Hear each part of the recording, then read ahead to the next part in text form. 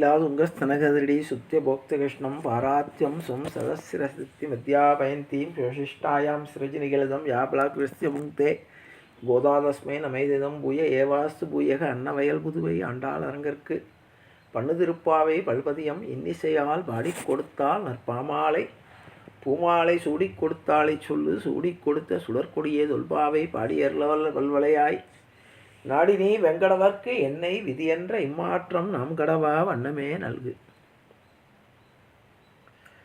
மனதுக்கினிய மார்கழி மாதத்தின் 17வது நாள் பாசுரம். நேற்று நாயகனாய் நின்ற நந்தகோபனுடைய கோவில் காப்பானே என்று வாதில் கதவை திறந்து விட்டால், இப்பொழுது வாயில் கதவு திறந்து விட்டது. நந்தகோபாலனுடைய அரண்மனைக்குள் போய்விட்டாள்.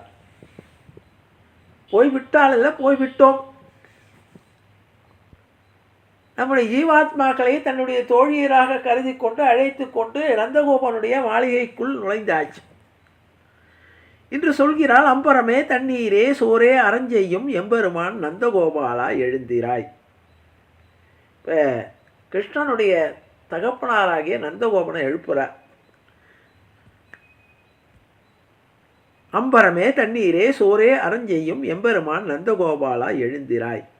கொம்பனார்க்கெல்லாம் கொழுந்தே குலவிளக்கே எம்பெருமாட்டி யசோதா அறிவுராய். அம்பரு மூடறுத்து ஓங்கி உலகளந்த உம்பருகோமானே உறங்காது எழுந்தீராய். செம்போர்க்கரடி செல்வா பலதேவா உம்பியும் நீயும் குரங்கேலோ ரெம்பாவாய். இப்பொழுது நந்தகோபனுடைய அரண்மனையில் யார் யார் இருக்கா? நந்தகோபன் இருக்கார், அவருடைய மனைவியாகி யசோதை பிராட்டி இருக்கார். அடுத்தது கிருஷ்ணனுடைய மூத்த சகோதரராகிய பலராமர் இருக்கார், கிருஷ்ணன் இருக்கார். இப்போ 4 பேரையும் எழுப்புறதுக்கு நாச்சியார் இந்த பாசுரத்தை நமக்கு நயமாக ஒன்று சொல்கிறார். இந்த அடியனுடைய அபிப்பிராயம் ஒன்றையும் சேர்த்தே சொல்லிடுறேன். நாமெல்லாம் நினச்சிட்டு இருக்கோம் தானத்தில் சிறந்தது அன்னதானம்னு. அடியனுடைய அபிப்பிராயத்துப்படி, நாச்சியாருடைய வாக்கின்படி, தானத்திலேயே உயர்ந்தது வஸ்திர தானம் தான். என்ன தானத்தை வருஷப்படுத்துகிறா? எப்படி வருஷப்படுத்துகிறா? அம்பரமே தண்ணீரே சோரே அரஞ்செய்யும் எம்பெருமான் நந்தகோபாலா எழுந்திராய். இப்போ முதல் தானம் எது? அம்பரமே. முதல்ல வஸ்திர தானம், அடுத்தது தண்ணீர் தானம், அடுத்தது சாப்பாடு. ஏன் இதை இப்படி வருஷப்படுத்துகிறாங்கிறது யோசிச்சு பார்ப்போம் ஒரு நிமிஷம். ஒருவன் உணவருந்தாமல் ஒரு நாள் கூட இருக்க முடியும். ஒருவன் தண்ணீர் அருந்தாமல் ஒரு சில மணி நேரங்கள் கூட இருக்க முடியும். ஆனால் உடை இல்லாமல் ஒரு செகண்ட் கூட இருக்க முடியாது. அதனால் ஏன்னா உடை மானத்துக்கு அடையாளம். உடை இல்லாமல் இருக்கக்கூடிய நிலைமை வந்ததுன்னா அதுக்கு உயிரை விட்டுடலாம். சாப்பாடு இல்லாமல் ஒரு நாள் வரைக்கும் நம்மால் ஜீவிக்க முடியும். தண்ணீர் குடிக்காமல் சில மணி நேரங்கள் கூட ஜீவிக்க முடியும். ஆனால் ஆடையின்றி சில மணித்துளிகள் கூட இருக்க முடியாது. அதனால தான் பின்னால் சொல்லும்போது சொல்லுவாள், ஆடையுடுப்போம் அதன் பின்னே பார்ச்சோரும்பா. முதல்ல ப்ரையாரிட்டி ஆடைக்கு தான். இது ஒன்று. வள்ளுவன் குரலில் சொல்லும்போது சொல்லுவான், உடுக்கை இழந்தான் கை போலே ஆங்கே இடுக்கண் களைவதாம் நட்பு. எப்படி உடலிலே இருக்கக்கூடிய ஆடை களையப்படும் போது கை தானாக எந்த வகையான அறிவிப்பும் இல்லாமல் எந்த வகையான உதவியும் கோராமல் தானாக அந்த கை அந்த ஆடையை பற்றி கொள்ளும். அதே போன்று நட்பு என்பது எந்த வகையான உதவி கோராமலேயே அது தானாக இயல்பாக உதவ வேண்டும் என்பதைத்தான் உடுக்கை இழந்தான் கை போலே ஆங்கே இடுக்கண் களைவதாம் நட்புன்னு வள்ளுவனார் சொல்லுவார். அதுதான் இங்கே நாச்சியார் தர்மத்தை வருஷப்படுத்துகிறார். அம்பரமே, அடுத்தது தண்ணீரே, அடுத்தது சோரே. அப்போ ஒருவர் வஸ்திரம் இல்லாமல் ஒரு மணித்துளி கூட இருக்க முடியாது. அதனால் வஸ்திர தானம் தானத்திலேயே சிறந்தது. இப்போவும் சொல்கிறோமே, முன்னோர்களுக்கு திதி கொடுப்போம்.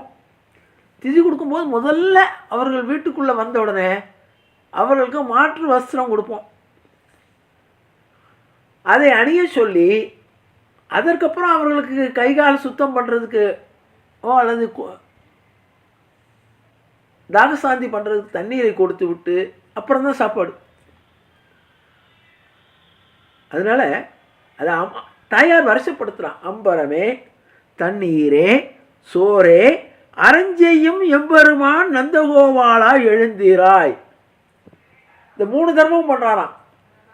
வஸ்திர தர்மம், தண்ணீருக்கு தாகசாந்தி, உணவு தேவைப்பட்டவர்கள் உணவு. அதில் தாயார் என்ன ப்ரையாரிட்டி கொடுக்குறா பார்த்தீங்களா?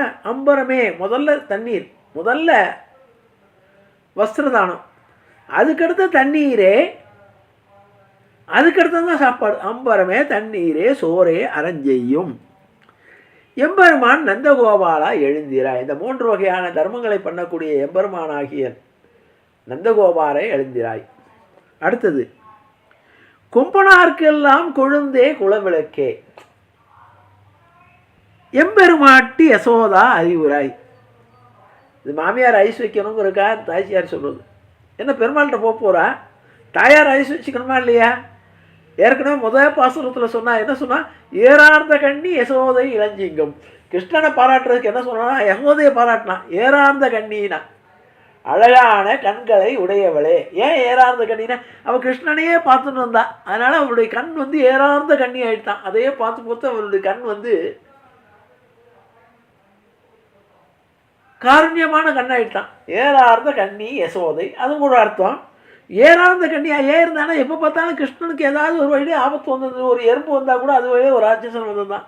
அதனால் கிருஷ்ணனையே பார்த்துட்டு இருந்தான், ஏதாவது ஆபத்து வந்துடுமோன்னு. அதனால் ஏறார்ந்த கண்ணி. ஏறார்ந்த கண்ணி யசோதை இளஞ்செங்கம்னா இங்கே என்ன சொல்கிற, எம்பெருமாட்டி யசோதா அறிவுராய். என்னுடைய பெருமகளாகிய யசோதா எழுந்திருப்போம். அடுத்தது, அம்பரு மூடத்து ஓங்கி உலகளந்த உம்பர்கோமானே உறங்காது எழுந்திராய். அம்பரு மூடரத்து ஓங்கி உலகளந்த பெருமாளை சொல்கிறான். உம்பர்கோமானே, எல்லா தேவாதி தேவனே, தேவர்களுக்கு தலைவனாகிய எம்பெருமான் எழுந்திராய். அதுக்கடுத்து, செம்பொர் கயலடி செல்வா பலதேவா.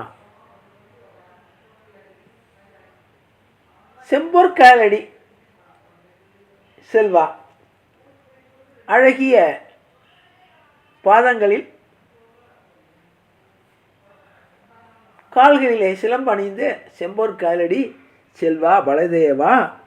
இப்போ என்ன பெருமாளை சொல்லிவிட்டா, பலதேவருடைய இது வேணுமோனா. அதனால் செம்பொற்காலடி பலதேவா, செம்பொற்காலடி செல்வா பலதேவா, உம்பியும் நீயும் உறங்கேலோ ரெம்பாவாய். தம்பியோடு சேர்ந்து தூங்கிட்டு இருக்கையிலே 2 பேருமா எழுந்து வாங்குவோம். இந்த பாசுரத்தில் இப்போ நந்தகோபருடைய அரண்மனைக்குள்ளே போன உடனே எல்லாரும் எழுப்பிட்டா. எழுப்பி விட்டு தாயார் இப்போ நம்மை அவர்களிடம் அழைத்து செல்கிறாள். எனவே இந்த பாசுரம் அருமையான பாசுரம். தர்மம் என்பது எப்படி இருக்க வேண்டும் என்பதற்கு ஒரு விளக்கம் சொல்லக்கூடிய பாசுரமாக கூட இதை எடுத்துக்கலாம். ஆகவே தாயார் இப்போது 17வது பாசுரத்தின் மூலம் நம்மை பகவானுடைய இருப்பிடத்தில் அருகே இழுத்து சென்று நம்மை பகவானுடைய சம்பந்தப்பட்டவர்களோடு பகவத் சம்பந்தத்தை ஏற்படுத்துவதற்காக இந்த பாசுரத்தை நமக்கு அருளி இருக்கிறாள் என்பதை கூறி நிறைவு செய்கிறேன். ஜானகி காந்தஸ்மரணே. ஜெய ஜெய ராமராம். ஆண்டாள் திருவடிகளே சரணம். ஆச்சாரியன் திருவடிகளே சரணம். ஜீயர் திருவடிகளே சரணம். கோதை பிறந்த ஊர் கோவிந்தன் வாழ்வூர், ஜோதி மணிமாடம் தோன்றுமூர், நீதியால் நல்ல பத்தர் வாழ்வூர், நன்மறைகள் ஓதுமூர், வில்லிபுத்தூர் வேதக்கோணூர், பாதகங்கள் தீர்க்கும் பரமநடி காட்டும் வேதமனைத்துக்கும் வித்தாகும் கோதை தமிழ் ஐயைந்தும் ஐந்தும் அறியாத மனிதரை வையம் சுமப்பதும் அம்பு. திருவாடிப்பூரத்து ஜெகத்துதித்தால் வாழியே, திருப்பாவை 30 சிற்பினால் வாழியே, பெரியாழ்வார் பெற்றெடுத்த பெண்பிள்ளை வாழியே, பெரும்புதூர் மாமுனிக்கு பின்னானால் வாழியே, 143 உரைத்தால் வாழியே, உயரங்கற்கே கண்ணி உந்தளித்தால் வாழியே, மறுவாழ் திருநெல்லை வயநாடு வாழியே, வன்புதுவை நகர்கோதை மலர்ப்பதங்கள் வாழியே. வசுதேவ சுகந்தேவம் கம்சசாணூர் அமர்தனம் தேவகி பரமானந்தம் கிருஷ்ணம் வந்தே ஜெகத்குரும். ராமாய ராமபத்ராய ராமச்சந்திராய யதுசே ரகுநாதாய நாதாய சீதாயா பதேன்மக கிருஷ்ணாய வாசுதேவாய தேவகி நந்தனாய ஜ நந்தகோபகுமாராய கோவிந்தாய நமோ நமக. ஆபதாம கர்தாரம் காதாரம் சர்வதம் பதாம் லோகாபிராமம் ஸ்ரீராமம் பூயோ பூஜோ நமாமிகம். அச்சுதானந்த கோவிந்தா ராமோச்சாரணபேஷ்ய நஷ்யந்தி சகலாரோகா சத்யம் சத்யம் வதாமிகம். காயேன வாச்சா மனசேந்திரியைர்வா புத்தியாத்மனா வா பிரகிருதே ஸ்வபா கரோமி யத்யத் சகலம் பரஸ்மை ஸ்ரீமான் நாராயணாய சமர்ப்பயாமி.